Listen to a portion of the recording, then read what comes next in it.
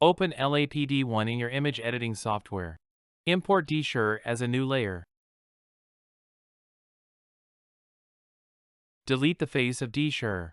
These two share almost the same texture and model, making it easy for us to move textures from one to another. The shirt is offset to the side. To fix this, select just the front button area of the shirt and move it 4 pixels to the left.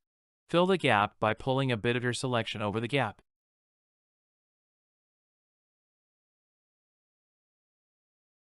Part of the inner white shirt needs to be fixed as well. You could use the clone stamp tool to get rid of excess white or paint it in by other means. And remove a bit of the collar right around the top. It is now looking very authentic. Something else we might want to do is change the jeans to a brown color. We can do this by using a mask and changing the hue.